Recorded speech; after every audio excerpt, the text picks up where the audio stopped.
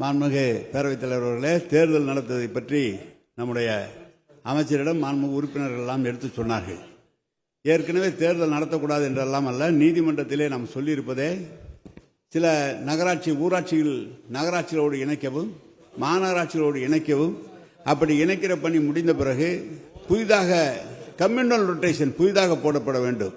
அப்படி communal rotation புதிதாக போடப்பட்டு அந்த தேர்தல் நடைபெற வேண்டும் என்பது இதில் ஏற்கனவே இன்னும் 9 மாவட்டங்கள் ஓராண்டு காலம் இருக்கிறது, அந்த பதவி காலம் இருக்கிறது. எனவேதான் அந்த பகுதியில் ஒரு சில பகுதியில் 2ஆக பிரிக்க வேண்டியிருக்கிறது. ஊராட்சி பெரிய ஊராட்சியாக இருக்கிறது 2ஆக பிரிக்க வேண்டியிருக்கிறது. பிற ஒன்றியங்கள் இருக்கிறது 2ஆக பிரிக்க வேண்டியிருக்கு. இந்த நடைமுறையெல்லாம் இந்த நம்முடைய குழு அமைந்திருக்கிறது. அந்த குழுவின் சார்பாக முடிவெடுக்கப்பட்டு அவர் சொன்னார், சில பேர் சேர்க்கிறேன் என்கிறார்கள், சில பேர் சேர வேண்டாம் என்றெல்லாம் சொல்கிறார். ராஜேஷ் அவர்களுக்கு சேர வேண்டாம் என்கிறார். ஆனால் எல்லா பணிகளும் சிமெண்ட் ரோடாக போட வேண்டும் என்றெல்லாம் சொல்கிறார்கள்.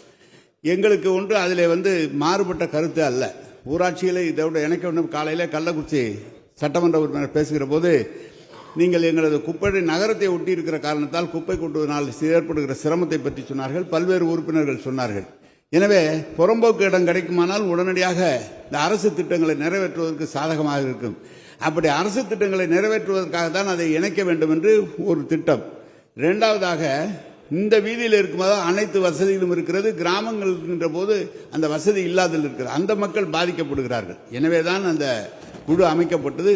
அதில் இறுதியாக மாவட்ட ஆட்சியர்களுடைய அவர்களுடைய கருத்துருவை கேட்டு குழு இறுதியாக முடிவெடுக்கும். அமைச்சர் அவர்களும் அதில் இல்ல, வேளாண் துறை அமைச்சர் போதும் உட்காருங்கன்னு சொல்றாங்க. நான் தான் சொல்லணும் அதையும்.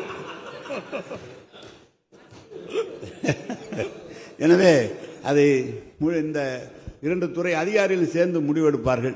அதற்காக தான் கொஞ்சம் தாமதமாக தவிர வேறு ஒன்றும் இல்லை.